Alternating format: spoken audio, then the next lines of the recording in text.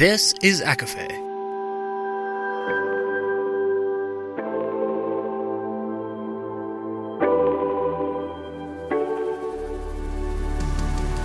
Laura Marie and Jessica Marie proudly present A Court of Fandoms and Exploration, a podcast. Fair warning, everything the hosts say is explicit, full of spoilers and adult content and shall not be used against them. They have opinions. Let's try not to drag anyone for expressing themselves and just have fun for an hour. We all deserve it. This episode contains spoilers from Blood and Chocolate, with mentions of ACOTAR, The Poke of the Air, and Empire of Shadows. For full list, please see show notes.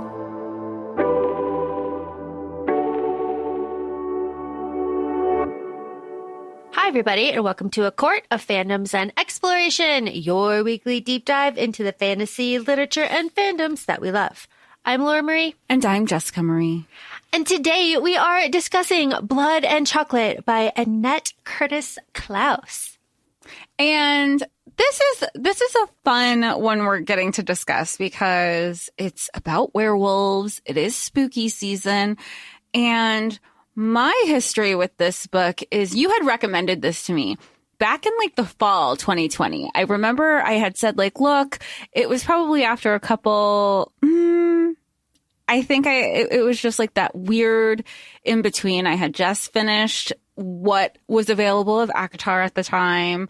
I didn't want to start Throne of Glass. I definitely finished Crescent City already. I finished Holly Black, and I was like, I need something quick. I remember it was just like a random weekend, maybe. I don't know. It was 2020, but you were like, oh, just read Blood and Chocolate. You still get like kind of supernatural-y vibes. It's kind of about werewolves, but it's a quick read. It could kind of, and it wasn't a part of a series. You were like, it's a standalone and you don't have to be connected to anything. And it kind of just gives you your palate cleanser. And I remember I had a lot of opinions, and a lot of them are the same when I reread this, especially about the mother. And their relationship. But your history with this book goes a lot deeper. Yes. Okay. So I am starting this off with, this is one of my foundational books. And I say foundational books. This is the first werewolf book that I read when I was, I'm going to say like 11. I was quite young when I read this. Definitely middle school when I read this. So I have my original copy here in my hands. I also have 3 other like foundational books that I will share with everybody, but then we'll continue on with our discussion of Blood and Chocolate. My first vampire book, In the Forest of the Night by Amelia Atwater Rhodes. I have it here. My first like deities kind of book situation, of course, was Goddess of the Moon, Goddess of the Night right here, Lynn Ewing. And then here's the thing. My first book that had a map, which I do consider like foundational, is The China Garden by Liz Berry. And here's the map right here. I'm holding it up. It is, my book is falling apart because I've had it. This is my original. And if I hold it up, you can see the water line from when I read it in the pool. Fantastic stuff. But these are like the pillars of my childhood. These are the books that really kind of spurred me on into the like kind of fantasy genre. So I am so stoked to talk about Blood and Chocolate here because reading this, we have to set the scene, right? I am 11. Vivienne is 16 in this book. She's so cool. She's so much older than me. Oh my God. She's confident. She's blonde like me. Oh my God. She's in like this part of the United States where I have never been. Reading this was in a house in North Carolina, like kind of in a woods area to me. So I was just like, I'm isolated too. Oh my God. Like the summer that I read this, like, oh my God, we're the same person. Like, but she's so much older than me. And then she meets this boy who is so cute. Oh my God. And then there's this older guy. Oh my God, are you serious? And her mom like kind of leaves her alone, and she's got these like guy friends, and she like doesn't really fit in at school. Are you fucking kidding me? This was like the most incredible thing to read.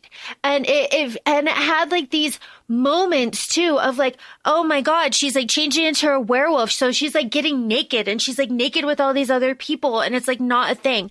And she's like confident in herself. And that's really important. Like she's so much older than me. I'm like 11. She's 16. Like they're juniors in high school. That's so good. They can drive. That's so cool. Like, and he has a yellow bug. Are you kidding? Like, what a vibe. And like, of course the dad is creepy. Like, of course. Like, it's all of these things that when you're reading it at like the age intended to, like, this is YA, that you're just like, oh, this is amazing. And then on top of all that is just like classic werewolf story. And like, the meshing and lore. And like all of this lore too. And like, it's just so cool. And then, oh my God, don't even get me started. Her mom lets her paint a mural in her room. Are you shitting me? That's awesome. Like, what freedom. Because again, this came out in like 90, my copy says 97. Yeah. My copy says 97. So like no cell phones. That's not a thing. It's house phones. It's TV news. It's people coming over. It's knocking on doors. It's, waiting outside to get picked up, just looking around.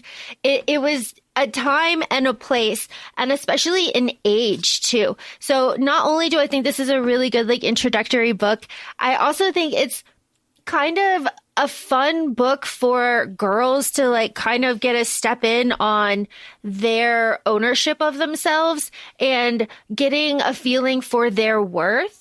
And like, even though like the ending is kind of like, oh, she gets with the older guy and it's kind of like, a pack mentality. This is another kind of situation where I just want to point out, these are not human beings. So we again have to apply the morals and ethics of a werewolf pack society, which is not the ethics and morals of a human society. So like, there's also that going on. And again, I feel that way about all situations like that. We cannot apply our prudy little selves to supernatural beings, because their societies are not ours. I had to remind myself of that because, they're distinct when noting her age. She is 16. And the person that she does wind up with at the end, Gabe, she's telling herself he's 24. They've already essentially been mated to each other. This is going to be full of spoilers for this book, for this episode. So I was like, ooh, whoa, what an age gap. And then, but there's still an awareness, right? Because Aiden's dad is like creeping on her and she was not liking it. When her mom had one of like her boy toys over, she was like pulling her clothes away from her body because she did not. So there is a clear distinction and at the same time, the guy that Vivienne ends up with, her mom is also looking for, and she's like, mother, he's 24. And she's like, and I'm not dead. Like, her mother is very, focused on the male gaze. She has a very male-centric view in how she's raising her. Even on her birthday, you should always be surrounded by men, always looking to seek their approval. Again, it's part of the werewolf pack mentality of this patriarchal thing in this particular world, which is the one thing. There are many things I don't like about Astrid, who is another female werewolf in this, but she goes, no, the law states that any adult can challenge to be alpha in the pack. It's not specific to males. And she's like, just traditionally, it has not been. That doesn't mean it's against the law. Granted, we don't like Astrid, but there are some points that you're like, oh, she's not, even a broken clock is right twice a day kind of thing. For sure. And she is our main, like, kind of villain in this situation. And all of her, like, little accomplices that happen, kind of, sort of, and the way that she manipulates. Because Esme, who is Vivienne's mom, is the widowed, like, queen of the pack. Her husband died in a fire a year ago when Vivienne was 15. They survived. Her mom is like going through the stages of grief, as is Vivienne. And Vivienne remarks on it and is like, you know what? I kind of prefer when she's like this stone cold bitch. I don't really like when she breaks down in the middle of the living room with all of his pictures. That's like really intense. Like, yeah, damn. she's been numbing her pain with boys and drinking, because Vivienne's a local at the local bar and tavern. And her mom's just breaking out. Oh my God, I forgot your father's face. And I took everything out and I fucked up. And I admitted to it. And she's like, oh, I didn't sign up for this. I've been going through my own grief in my own way. Seeing mom emotional is weird. It's weird. It's weird. Oh my God. I wish I wasn't here. I wish I'd melt into the floor, which is, again, everything is like so relatable, especially when you're like young reading this, like, oh, amazing stuff. Okay. I also want to point out this is another foundational book in that when I read the first sentence of the first chapter, I was immediately engaged because I had never read anything like that in my life. Mom, you've been fighting again. I was like, what? What could this possibly be about? That's absolutely insane. But I also want to point out before we really kind of get into this, that this is my like hard copy, like from the 90s that my mom saved, bless for that. And I listened to this through audio because, I just prefer that. But looking back on my hard copy, the audio did not include these two quotes that are like vital to the whole thing that I'm going to read to everybody just because I think it's important. And I've read this twice through audio, so yeah, I didn't know that there were quotes. Yeah, well, that's the thing. So, and again, there is a lack of quality control when it comes to converting these older books into audio. Things get wildly skewed and left behind, or just not read as intended or broken up as intended. And it's just weird. So since we're talking about this, let's talk about all of it. And I'll read these two things. They're not long. So here we go. Ye may kill for yourselves and your mates and your cubs as they need, and ye can. But kill not for pleasure of killing, and 7 times never kill man. Rudyard Kipling, The Law of the Jungle. Okay. So already we're establishing like, all right, what's going on? And this is another thing that I think is just so important because it ties into the fucking title of the book. I don't know why they wouldn't include this. All right. In fear, I hurried this way and that. I had the taste of blood and chocolate in my mouth, the one as hateful as the other. Hermann Hesse from Steppenwolf.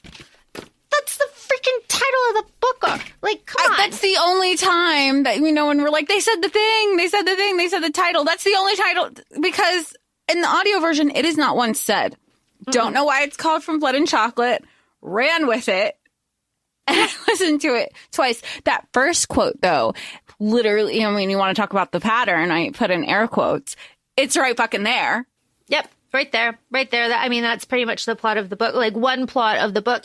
And that's like Esme's plot, honestly. Like Vivienne has very little to do with that. She's kind of like roped into that and used as part of Astrid's revenge plan against Esme. But Vivienne's got her own shit going on, which again, she doesn't tell her mom about really, and like kind of lies about the intensity of it, and like kind of doesn't tell her about what's going on. Again, so cool, so relatable as a child reading this. And then she's 16, like obviously, of course, that's how it's gonna be. Obviously, she's, so good. So then it is interesting when Vivienne is going through her plot, which is a romantic subplot, and going from loneliness to being into a pack to being rejected from that pack, and then kind of dealing with that on her own and kind of deciding that. And again, it's like not an excellent resolution, like deciding to be with her own people. That's better. Like it's not great, but in the context of this story, like it's better than the alternative, which is like this not great situation. Which and and they say she has pack mates. Think about it as she has other people of her age in her pack. However, those other people in her age are all boys, and boys at this age are all, just going through people hormones and werewolf hormones. And she even says, like, I can't even hang out with them anymore. They're all fighting over me. Like, not in a, oh, my life is so hard, pick me kind of way. But she was like frustrated because these are people that she grew up with. They were, siblings. They were cousins. Like, she just grew up with them. She's like, and it's just weird. And she kind of feels... And, there's a loose history of werewolves. Like, her family left France because of werewolf hysteria. Then they moved from New Orleans or Louisiana. Then they went to West Virginia, and then there was killing happening. So she's constantly been on the move. And if anybody who's listening is familiar, Laura and I both are, when you move, you're not like, it's not always welcomed, especially in towns, and they moved to Maryland in the suburbs. So it's a small town where everybody was raised together and you become the new kid. It's kind of harder to be welcomed in those already established communities where the kids grew up together. So she's feeling rejected from her pack. She's kind of feeling rejected from school. But she finds some sort of kindred connection with somebody else who seems a little out of the ordinary, I'll put in air quotes, because so it lures her to him to be like, who is this person who isn't like every other guy? He seems lonely like me. And also, their meet cute is funny too, because she puts a painting, like a print, into the school paper, and it faces a poem made by Aiden, who just like puts in a wolf poem. And she's like, that's like really specific. I wonder like how he knows that. Let me go check him out. And she goes over to check him out, and she says like the dumb thing that she told herself she wasn't going to say, because apparently he's gorgeous. Like, he's tall and lanky with like messy dark hair and like big dark eyes, and he's got like a pierced ear, and he's like with all his friends and like this bright flower shirt. And she's like, this guy's actually like cute as hell.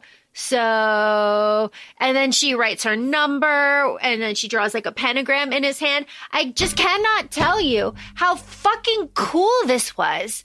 Reading this as a child, like, are you shitting me? She just like walks across the quad and just like waltzes up, and is just like making all these people nervous. And like, I love it. It was just so fun to read as a child. Like, I was like, that's what high school is going to be like. Are you kidding? Like, it's going to be like all these cute boys, and like you can write like, and these like number, like, and like writing your phone number on a guy's hand is such a power move. Like, I mean, that was, I feel like even now, it's still it's the physical connection. It's the flirtation.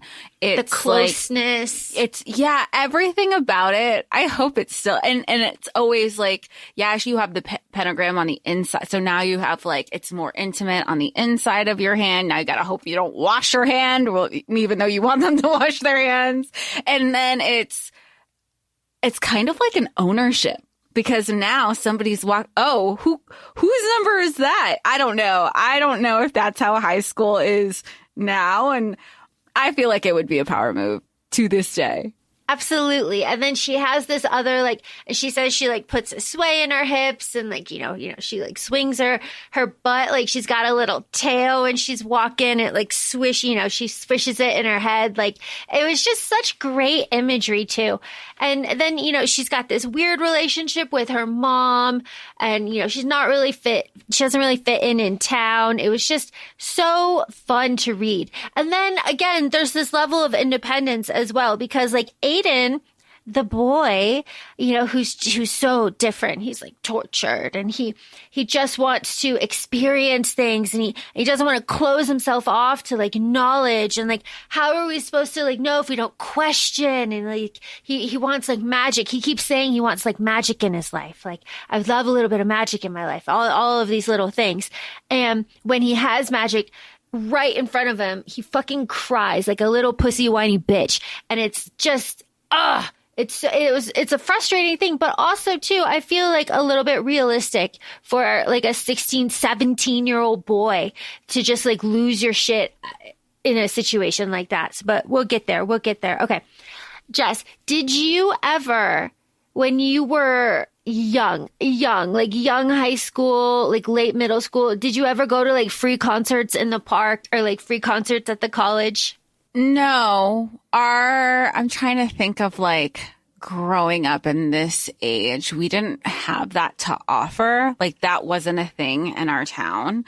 But we had teen clubs. Like we went out, we had a time. Those are what we did. We didn't have any of the free. I don't want to say we didn't have it. I went to school outside of my district. So what the school and all of my friends, that district didn't offer those. And if they did, I was already living 30 minutes away. And so if they were happening, I didn't have a car. All of my friends, nobody really had a car. And then I was kind of, eldest daughter syndrome. I was responsible for being the caretaker of all of my other siblings. So that could have been a thing. I just wasn't a part of it. And even like local to my town, same thing. I wasn't involved with it because I had to have other responsibilities that I had to prioritize first. So no, it sounds like a blast and it sounds like a great gathering. I feel like your town, especially in high school, I'm familiar with the area when we go visit, that was probably like a great meeting point for those things. Oh my God, it was banging. Then so many different locations, the beach, the like 2-3 places in town that you could go. There was always kind of something going on, like jazz. It was very fun. And it was my point is it was a family-friendly mixed crowd where it was obvious where the young people were and like where the families were and like what the music was. It was a very kind of, going back to what you said, Jess, like a closed kind of circle, right? It was a situation where a lot of the people knew each other and the troublemakers were like identified and everybody kind of knew where they were, which I think is really interesting because if you look at it, kind of take a step back and look at it, the people that Vivienne are hanging out with that she chooses as pack when she starts dating Aiden, because they start dating right away, is that they're kind of losers. Like they are not the cool kids in the high school. They are not this, because again, this is set in the 90s. So like cliques are a thing. Like, let's be so real here. They are not the popular kids. They're not the athletes. They are none of that. These are the anti-prom. These are the people that are not. Well, they have an anti-prom party. That is their whole thing. And at one point when Vivienne couldn't attend, boyfriend Aiden, he's like, oh man, I really wish you could be there. And then because, time and place, he finds out which room is her window and he goes to climb into it. She's naturally freaked out, but he's like, you couldn't come to the anti-prom, so I'm bringing anti-prom to you. Like, are you kidding? Aiden, yeah. Like, as a child, I was just like, all right, expectations. Those expectations were like, they were met later on in my high school career, but my windows were not openable. So I couldn't do anything about it. I was just like, I'm sorry. Like, you can try, but I can't open this damn window. We can only do so much. We got 2 panes between us and a screen. Like, it's not happening. Fantastic stuff. But yeah, just expectations out the ass, especially because like in this like public, here's the thing too, these people that Vivienne chooses, we've established, are not the cool kids, but to her, they are pretty cool. Like, she sees them, she kind of judges them and thinks that she's better than them and like Aiden is better than them. But eventually, especially when she hangs out with 2 of them solo, she does feel this like deep sense of pack. And she's like, these are my people. I have chosen these people. They have accepted me. And it is really heartbreaking to watch her go through not only the breakup with Aiden, but this secondary breakup with the friend group too. Yeah, I mean, and I feel like because, and it's the learning curve. It's the canon event of when you take on the significant other's friends, they are still that person's friends. You know, and that's typically that's, like you said, it's a secondary breakup and they're automatically going to choose their side. And even for this story, more so because of how Aiden initially spun the story. He does, I mean, find out that she's a werewolf. She shifts in front of him, but who's going to believe him? So now he has to make up this whole other story. And you broke his window, an elaborate story. Your parents, are families are involved, friends are involved. This is such a bigger thing. And now you have humans going missing when people are shifting. So there's a lot of connecting the dots that he's initially trying to protect her, but how does he do that? And and she was in a good place because when we talk about female friendships, aside from Astrid here, who is just very anti, not a girl's girl, she felt so welcome. She was worried about these other girls who have known Aiden for so long. And she's like, wow, they're so welcoming. I wasn't expecting that. That adds to the pack mentality. And it also adds to her, see, I don't need to be part of my werewolf pack. Packs exist outside. This pack mentality exists outside of werewolves. Yeah. And she kind of feels like, I wonder if I could give Aiden magic. Would he accept magic? And then Vivienne has this feeling in the back of her head. I would call it doubt. She's like, he loves me. He does. But what if he doesn't accept me in my wolf skin? What if he doesn't? What if he rejects me? What if he doesn't like it? All of these things that she keeps to herself. She tells absolutely no one anything that is going on at all until the very end, only when she is fucking forced to. But isn't that par for the course? It is a coming of age story. You think you can handle it. I have to do it on my own. I only know. I can't bring other people involved. At the same time, you're trying to cover your own ass through all of it, thinking you know best. And that's not what happened. It's so, reading this as an adult, it's so, don't do that. But I know why you're doing that, because I've done it. Because it's so cool.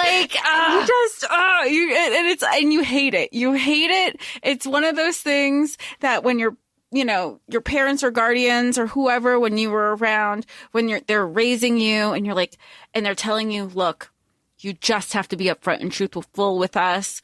We can figure it out together, but I can't help you if I don't know the whole story. And you're like, you're rejecting it. You're rejecting it. You're rejecting it. No.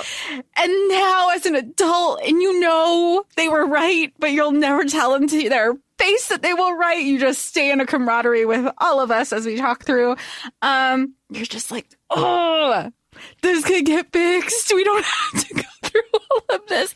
But it is why it's coming of age. It is a canon event for so many of us. For so many of us. And what exactly happens? Let's just say exactly what happens. So this entire book, nobody likes that Vivienne starts dating Aiden, that meat boy, and is accepted into his friend group. Nobody, her mother doesn't like that. The rest of the pack doesn't like that. The 5, her cousins don't like that. Her mother specifically says, if you can't mate, you don't date. Yeah. What's the point of dating? Pack mentality. Yeah. Yep. So it's this whole thing. So, and Vivienne, again, she's 16. Fuck you, and the horse that you rode in on. And she falls head over heels for Aiden. They go on dates. They exchange gifts. He climbs up to her window. They have the little prom party. But she is, especially during the anti-prom situation, hiding her werewolf side, all parts of it. Sometimes she slips and her nails are a little bit too long. She wants him to like bite her when they are kissing, and he like doesn't. He's very gentle, but especially when he's on the roof, she's fighting the change so hard because it's the full moon. She is forced to change on the full moon. That's some of the lore that we learn. That she kind of yells at him is like, you need to get out of here. I'm going to like throw up all over you. Do you have some like weird kink for watching people be sick? Like, just leave me the fuck alone. And she's, for the first time, like ashamed, embarrassed, a little bit afraid. And she changes and spends all night like in the bathroom, which is like not a place that a wolf should be on the full moon. And then she like hunkers, and she's sore and like sick all the next day. And then she like starts to feel dirty about this beautiful like thing that she had no shame about ever before this boy. And it's these kind of stages too. So she feels like, I could give him magic. Like maybe, honestly, I mean, they're 16. Maybe if we fuck first, it'll all kind of like fall into place. It'll figure itself out. It'll figure itself out. Like, maybe if we do that. So they get like hot and heavy on like, date after date after date. She meets the parents. They make out in his room. His room's painted black. It's got like shit hanging down all over it. He's got all these books and all of this like interest and stuff. They make out everywhere. His parents don't really like her. It was just, again, if when you're a child reading this, it's just like, yeah, of course they don't understand. They don't get it. Like, come on. Like, they don't get what we are. Because especially, it's interesting that his parents didn't like her because they were like, you're not his type. Granted, she was as, I don't know, conservative as they come. She's like, he usually brings home goth rocker chicks. So most of the time, based on stereotypes, parents are going to love what, like, the antithesis of that, right? And that wasn't the case. They already had labeled their son as a quote unquote weirdo who needs therapy because his interest leaned satanic, according to his aunt. Yeah, according to his aunt, which is like so funny. They sent her a book, like funny stuff. And of course, Aiden like disappears from the plot for a little bit, and we love that. He goes on vacation, he's grounded. We love that. Go away, Aiden, because we have other plot to focus on, which is like Astrid has recruited Rafe, which is like the leader of the five, Vivienne's cousins, and quite young, and it's like a whole thing, as her lover, and they together are terrorizing Vivienne. All because they want revenge on her and Esme for all of this like stuff related into the past with the inbreeding and all of this stuff. So Vivienne, throughout the course of this, is having blackouts after she does certain things, and she is waking up with like a severed hand in her room. She wakes up with her mouth crusted in blood, and she's got blood running all over her one night. She has no memory of how she does this, and people are turning up dead. And all of this, again, like we're 16, right? She knows all of this. She's afraid of all of this. And yet the desire to be known is so strong that she still convinces herself that telling Aiden and showing him that she is a werewolf is a good fucking idea. And that this boy, who up until now has shown a deep interest in her, in magic, in the supernatural, in the other, that he is the perfect candidate to accept her, which is when she presents herself to him and changes in front of him after, they don't have like this is a summer relationship. Let's be so real. But they're 16. So this is like years to them.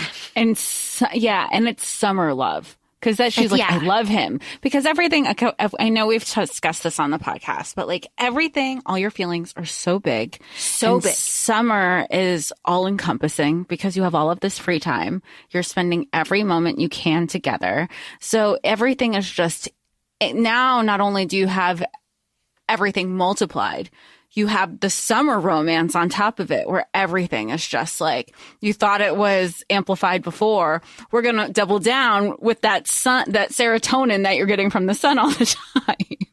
Because this goes from May until September. So May, June, July, August, September. This is a 4-month relationship, but they're 16. This is years. They are in love. Yeah, they are in love. So after numerous dates, lots of hangout sessions, lots of PDA, lots of being in public, lots of defiance to her mom, bodies dropping, and then Astrid running this like coup kind of on the side. She's running runs in town. She's risking exposure. And then the pack itself is fighting and then have to have a trial by combat, essentially, to choose a new leader who ends up being Gabriel, who is our 24-year-old eventual love interest. We love Gabriel. He is a capable man. I will tell you that. Capable, understanding man. That is something.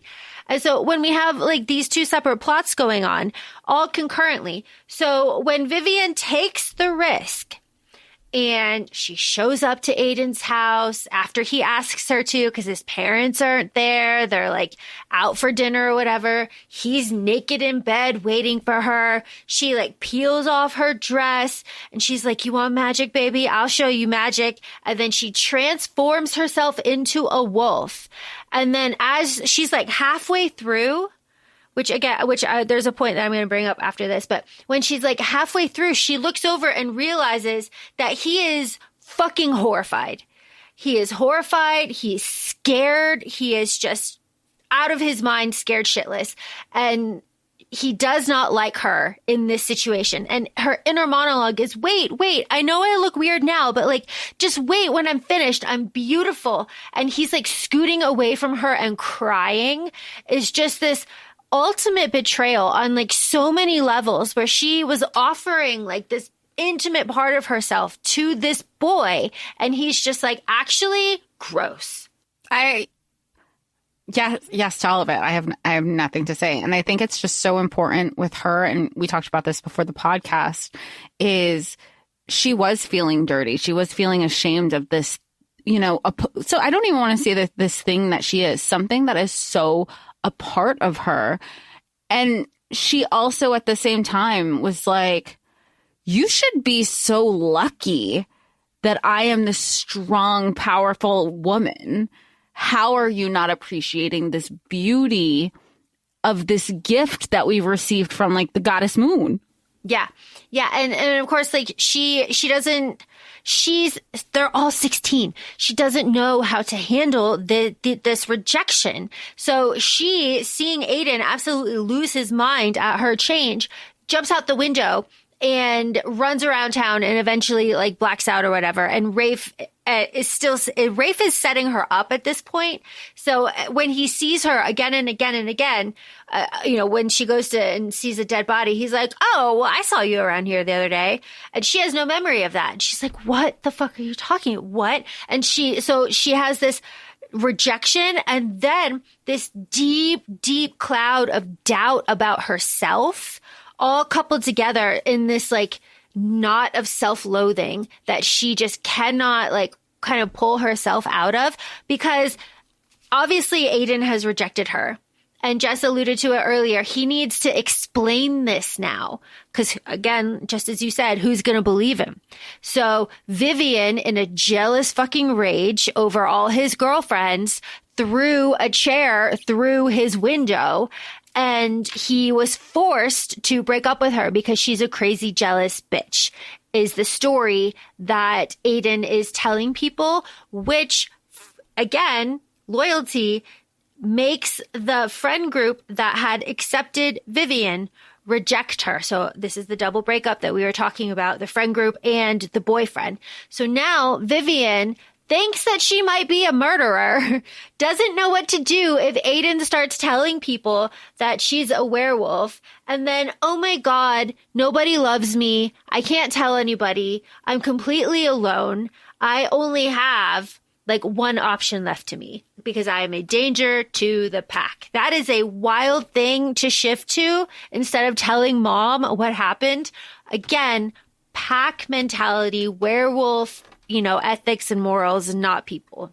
But you also have and this is again, I also see why she's not going to Esme, because Esme has said from the beginning, don't do this. And it's a giant I told you so that you gotta swallow this giant ass hard pill. Yeah. Death. Yes. Yes. So, but even as she's trying to go through it, Esme's like, did that boy break up with you? I knew he wasn't any good, but does he know how lucky he is that you decided to give him attention when you weren't? That's where Esme was like, fuck, I know. I know your heart's breaking because her mom is going through her own grief by being numbed with boys and can't get the attention of the one that she let. Okay. Not to discredit Esme. This isn't Esme's story, though. Oh, for sure. And also, it's not Esme's story. Let's talk about it.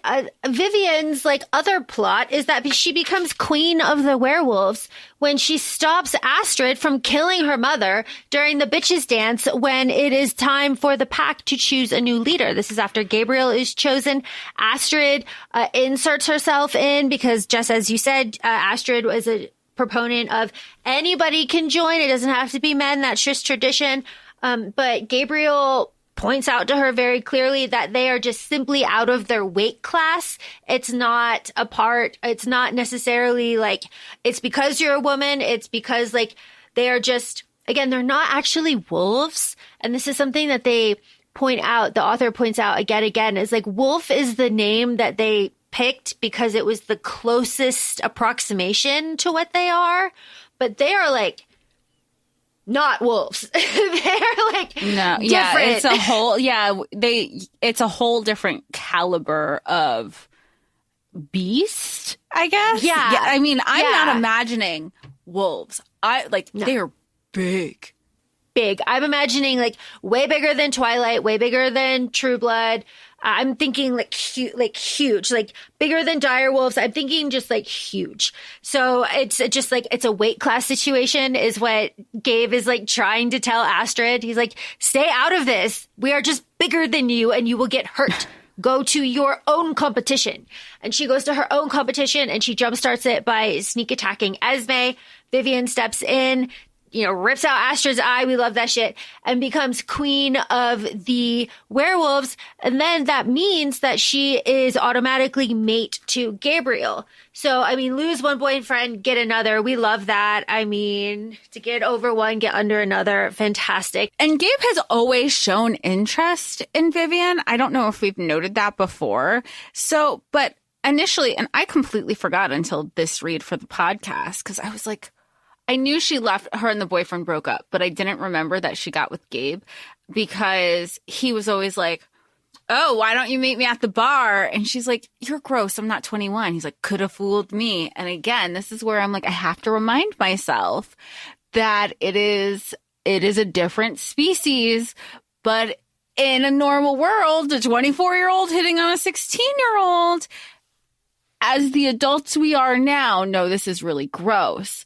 When we were 16 and you felt like you were the baddest bitch. No, we were victims. So, but that's not the case here. The feeling was cool. The feeling was I'm so mature. No. They chose me. I'm so cool. I can't deal with these high school boys. Yeah. We all had the same experience. It's really something. But again, werewolf pack situation, different. Yeah. And and again, you had to remind yourself. At first, I was even thinking, oh, he just wants what he can't have. But there is a genuine connection that he feels for her and a protection. And, he does kind of tease her about it. But it was kind of you can't say no to me now. These are our laws. And she's I told you I didn't want to do the bitches dance. I was just trying to save my mother. And then Gabriel says it's not, and to be so clear too, he does not force her. He's I will have you. I will court you. What does he say? I will court you in every room in this house. I am forced to court you here. I look forward to the bedrooms. Where are we going? Where are we going next? It's just, he is very vocal in that, like, you will choose me. You will come to this on your own. This is what is happening. Whether this is happening, and it'll be good for. And something too that he says is like, this will be good for the pack. You will make, like, practically, you will make a very good queen for our pack, who is moving from this place that they have settled. They're moving to an inn, up in Vermont, maybe up. He also has a respect for her too, though. I think that's something that you see Gabriel kind of, it's not just, you're my woman, you're my mate, we're going to have all these pups. Like, he's like, nobody gives you enough credit for what you have. You are so ahead in what you're thinking and how you want to challenge and how you want to grow this pack. You are what a queen should be. She almost, though, does not make it there, because let's be so for real about what happens. The end of this book.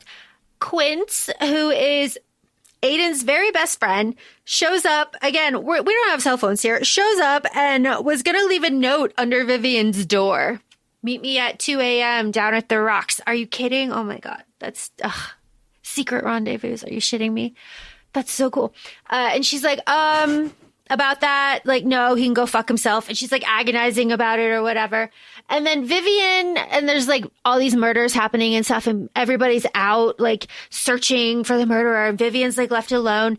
And she just comes to this conclusion that, like, actually though, death would be better than all of this. I need to preserve the sanctity of the pack. I don't want to tell my mom. Let's just die then. And she gets so far. She covers herself in gasoline from head to toe. She covers the area that she's with. She's lighting the matches. She's like sparking the matches before somebody comes in screaming at her to stop. Like, she is so dedicated for the safety of the pack and like the sanctity of like who they are as werewolves. Like, that's some real shit. And again, I think, to go back to what you were saying, Jess, plays into the respect that Gabriel has for Vivienne. And it's just like, again, like, yeah, she's the right choice. Look at, like, she was willing to sacrifice herself for the good of the pack. We could have no other, like, obviously she's the best choice.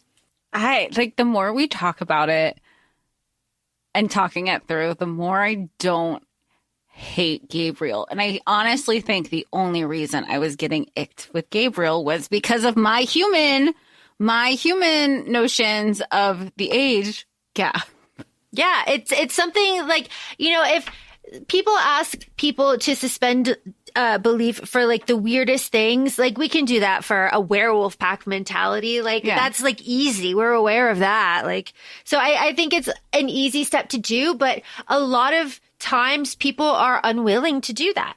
So that's like kind of a part of it too, especially because this is for such young children. And we will talk about, I will talk about briefly the movie at the end of this, but we're not there yet. You always told me about the movie and I always forget. I was like, oh wait, there's that bad movie. There's that bad movie. Exists. We'll talk about it very briefly. But here, this is where two members of the five show up and stop Vivienne from self-immolating herself, because fire makes sense. Her dad went by fire. It's a family tradition, is what she says. That's hard words, right? Damn. We're all about tradition. Let's keep tradition going. Keep tradition going. Two members of the five show up and they're like, Vivienne, no, like, this was a setup.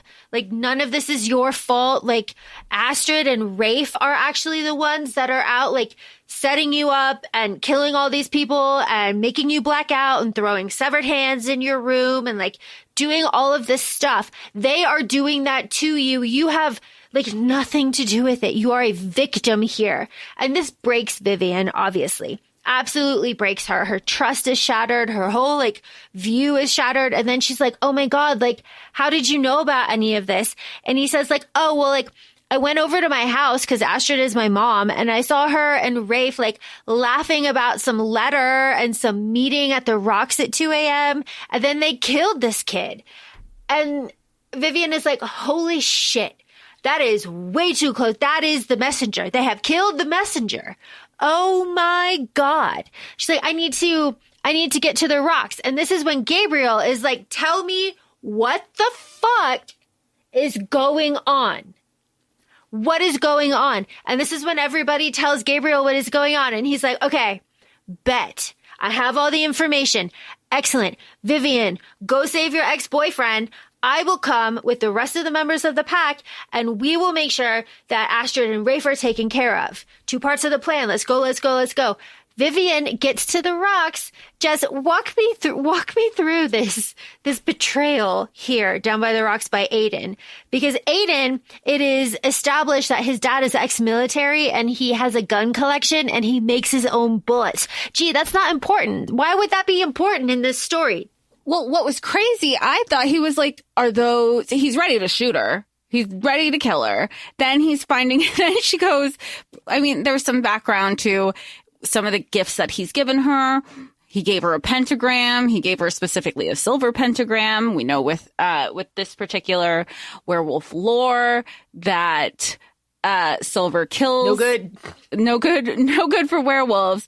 And then she sees that he has a silver pentagram with her. And her first thing is, oh, so he didn't regift my jewelry. Then the second thought is, oh shit, how many bullets do you have? He's like, does it matter? I'm not going to tell you. Which, fair, I guess. I don't know. I'm not going to tell somebody how many bullets I have. But he's kind of shaken through the whole thing. He's like, do you know what I have to do? Do you know what I have to explain? Like, this is my life. And he's already like on the outs with his parents on top of this.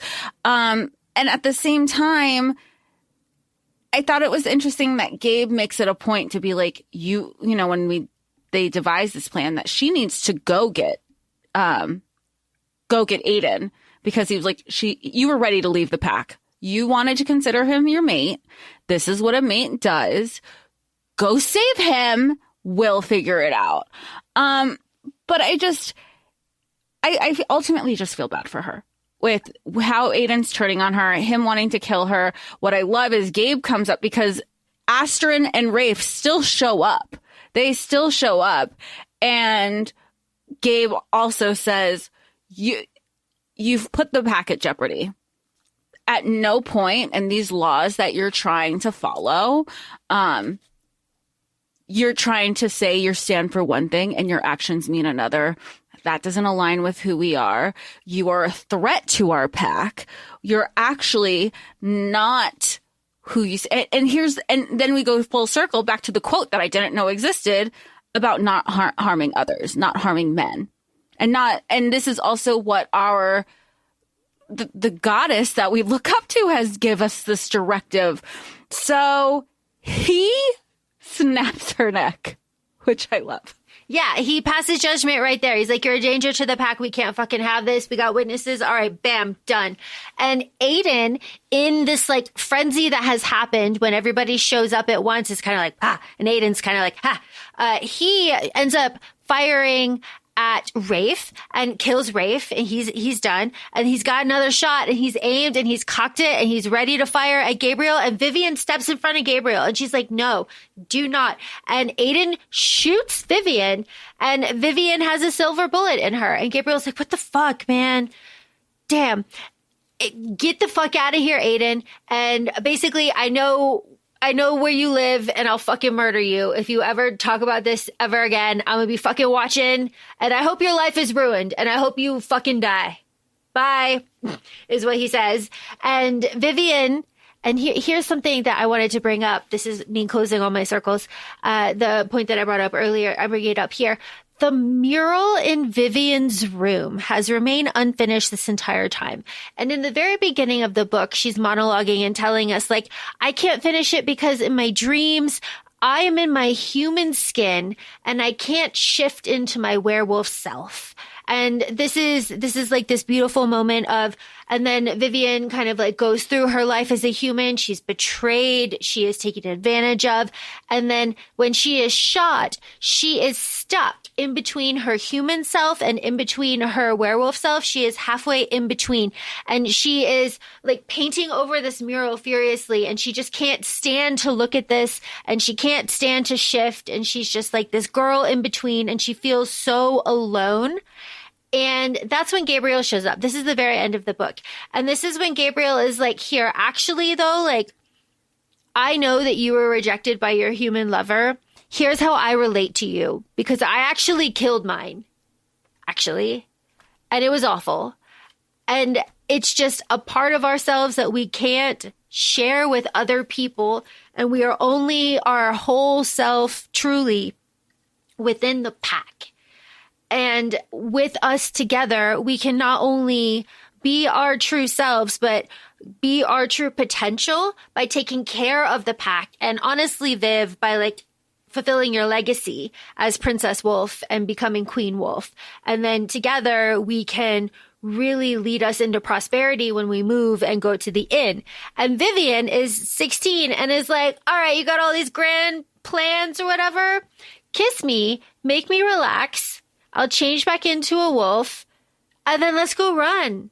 Let's go run together. And that's how the book ends. And there is not another one. This is it. Which, it's nice that there are fantasy books out there that are standalones. And that's what this was. It is, again, it was fun. It was fun. I think some of the messaging of like, stay with your people, obviously, that's a little, it felt like it was a very quick wrap up and here's the end. Here's me being vulnerable. See, we're the same. But again, context, coming of age. She's 16. She's a junior in high school. And now they have to uproot their pack again.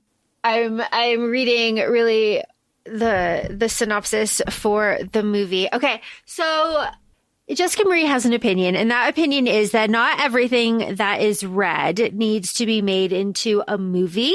Oh, yes, I do have this opinion. she has this opinion. Very specifically, though, Tomb of the Sun King and Empire of Shadows should be made into movies. And just here, and specifically, if they aren't made the way we want them made, we don't want them made. Which is exactly what I'm getting into, because Blood and Chocolate, this fantastic 90s coming of age 16-year-old Vivienne, excellent high school story, was made into a movie. Yes, it was. It was made into a movie in 2007, a horror romance movie starring Agnes Bruckner, who I do not know, but starring Hugh Dancy. And okay, here's the synopsis. You tell me if this sounds familiar, okay? Young Vivienne has a secret. She's a werewolf and has spent her entire life concealing it. She faces divided loyalties when she finds love with a human named Aiden, much to the disapproval of some of her fellow packmates, especially Gabriel, who also desires her. But Aiden may no longer love her when she reveals her inner wolf. This is a horror, action, romance, melodrama, drama, thriller, fantasy. It's an Where's hour. the horror? It's an hour and 38 minutes. Let me tell you, the horror is in the writing. The horror is in the chemistry. I was going to say, like, the book wasn't horror. You knew I wouldn't have read it if it was. Yeah. It's bad. It's a bad movie. It's a bad movie. And that's unfortunate because the book is this really special thing. It's also a movie that is filmed in the same hues. I say that, the same color palette as Underworld. So it's gray and blue and black. There is not Vivienne in the woods in her yellow dress with her hair clips. Like, it's dark. It sounds like it's like dark and pretty. And I remember looking at, if I use that loosely in air quotes, on IMDb, and it was like a very like silhouette-y girl silhouette, tree silhouette, and like a dark blue hue. That was the last image. I don't know if it's changed since then. It's one of those things where it's like, why did you force this into a like genre that it clearly wasn't. This is a YA coming of age story. And how awesome would that be? Like, as a young kind of like situation, we haven't had anything like that. Like, well, coming of, when was we've had this topic, like, what was the last coming of age? I'll take that back. When was the last good coming of age? Because there's the thing. There are coming of age stories, but are they good? Yeah, and honestly, I cannot tell you. My mind is deep in the nostalgia when it comes to coming of age, and that will be clear why later. But I know, I was thinking it too. I don't want to give it away. That will be clear later. But this bad movie, when it comes to this wonderful YA book, is just, again, it's one of those things where it's like, why did you do this? Like, was this a cash grab? It's terrible. Nobody saw it. Like, so why does this even exist? It's just one of those things where it's not everything needs an adaptation. So let's save our money and spend it on making something good. Because if you can't make something good, don't make it. And Thank you. And I think that is something that people have forgotten. Because like, no. If you can't make something good, don't make it. Save everybody's time, money, and effort, and wait until you're actually capable of doing it. And you actually have the resources, the backing, anything. There's stories of that in Hollywood time and time again where the time wasn't right. We waited, we self-financed, we did it ourselves. We tried, we did this. And that would be better than this dumpster fire 2007 movie that we had after this fantastic YA book. So all of that to say, this is one of the pillars of my childhood. I really love this book. This was very influential for me. I read it in middle school, imagine. So again, I hope that there are other examples that exist now in like a new, updated version of something like this for middle school YA children, where it is edgy enough. It's edgy enough. Like, you feel cool reading it, but it's still relatively age appropriate within the genre. Like, we're not fucking here. Nothing is like that. I feel like this is like you had your introduction was in middle school. It's still very tame. It's still appropriate. Honestly, if somebody were to remake this, I'm not saying it needs to have like awards level good, but I think Netflix is capable, or Hulu. Like one of the umbrellas under Hulu. But I just don't think Hulu focuses so much on fantasy. I mean, hello, we've already seen what happened with Throne of Glass and ACOTAR. I can see Netflix kind of like, you know what, here's this one-off. It doesn't even have to be a mini-series. It literally can just be like a 95-minute, 100-minute movie kind of thing. That like hits all the points, because a lot of the descriptions, I mean, it's a short book to begin with. I mean, we finished it. You could finish it in less than a day. It's really, a lot of the descriptions is the visual, and we see the visual, and we see the traveling packs, and we see kind of the moment. So I do think those two platforms have the capability of making this the story you could pull directly from the dialogue. It's written. It's literally written for you. Hire us for TV development, please.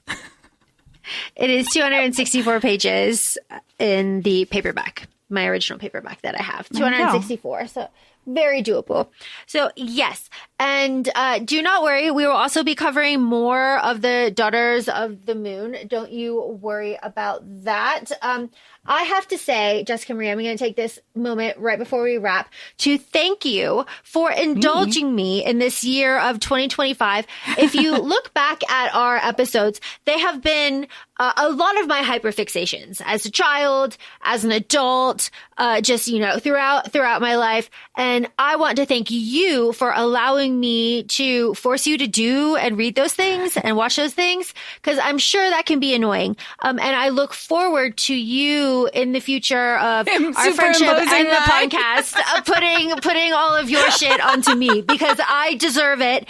And I welcome your wonderful taste in things as well. So thank you for allowing me to thank you.